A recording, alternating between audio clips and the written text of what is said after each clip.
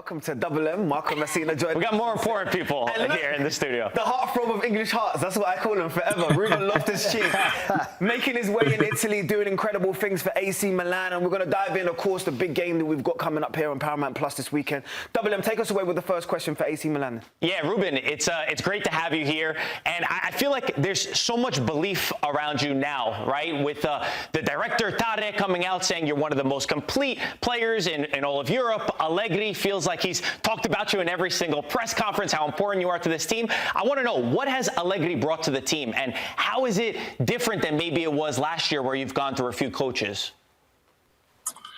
Yeah, it's true. I mean, the Mister's come in and he's brought great energy to the team and around the place. He's always positive.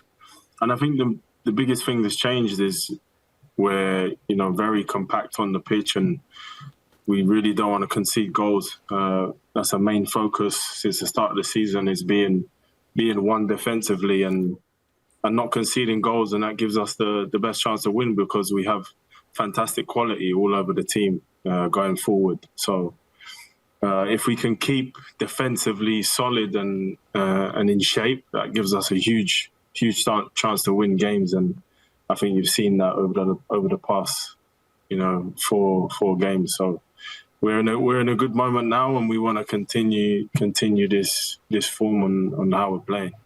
Ruben, can we just take a moment? There's two London boys, one in New York and one in Milan, just to acknowledge how far we've come, right? But I also want to give you your flowers because they talk about Brits not wanting to move abroad, but it seems to be the highest level, yourself, Harry Kane, that are wanting to expand their, say, footballing experience. Just tell us about what Milan has been like for you in terms of how you've culturally accepted it and also the tactical approach too. Yeah, to be honest, I didn't know what to expect. Leaving Chelsea, I was there for a long time. That was my home. But I saw an opportunity to come to Milan, for a new experience and to try and win things with Milan. And, so far it's been fantastic. I'm playing some great football here. I had a difficult season last season with injuries, but I'm starting to feel good now. And yeah, I just wanted to embrace the culture coming over here. The football slightly different in terms of tactics, of course. I think it's known that in Italy, in Serie A, it's very tactic dominant. It's also like a chess game in some games. So it's about embracing that change to football, but also bringing what I bring to the football pitch individually, my strength and power, which is kind of known for the Premier League, but I bring it to the team in Milan and hope to continue doing that. So. Ruben, on that note, I'm Italian, so I'm always fighting for the Serie A and saying how great of a league it is, especially because you see small teams, even Cremonese, they come, they fight, they have courage. Can you describe also, comparing the Premier League and the Serie A, that difference and how competitive it really is in the league and those differences that you've seen? Yeah, honestly, it really is competitive, so competitive. Every game is so difficult, and every team brings their own way of own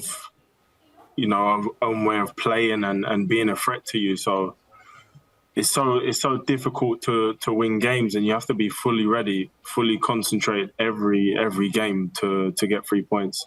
You saw that at the start of the season, like you said, with Cremonese. It was a very difficult match for us, difficult start, and we had to lock in after that.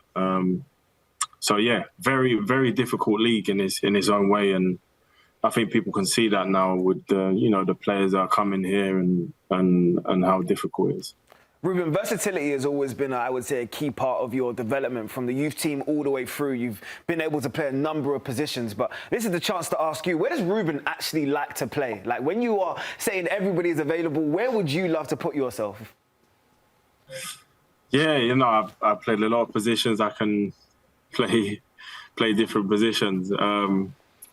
Now, sometimes I think is a gift and a curse because sometimes you don't get to play in your favourite position. But I think I'm most comfortable somewhere in the midfield. I feel like I'm more of a attacking dominant player, and I like to get in the box and create things. So in that 8 position is where I think I can be most effective. But most effective. Sorry, but I can be effective in other positions, of course. But I think, that natural joy that you get as a kid when you're playing, I feel that in that 8 position the most. So. Ruben, I want to ask you, I know the realistic goal for Milan has to be in the Champions League next year, right? That's the story around the club. But is there a feeling in the locker room that maybe you could do even more? You're playing against Napoli on Sunday, a massive match, a team that also didn't have European competition last year and used that as the motivation. As we said, Serie A, it's been so competitive. Only one team has gone back-to-back in the last 15 years. So is there that sense in the locker room to achieve even more?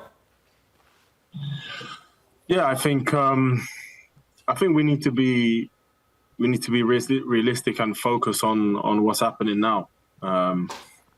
We've had a good few games now that we're starting to see us gel as a team more and playing some really good football. But I think we can't get too excited. We have to stay focused on getting better as a team each day, training well, and focus it game by game. I think you don't want to look too far ahead just because we're in a good moment now. It's only the start of the season, and we've got a long way to go. So I think the best way is to take it game by game, make sure we win the game that's coming up in front of us every time. And like you said, there's a big game, against Napoli coming up. So we focus on that, and hopefully we have a good result in that. And after that, we focus on the next game, and then we see how far we can go. But of course, we want to be in the Champions League as AC Milan.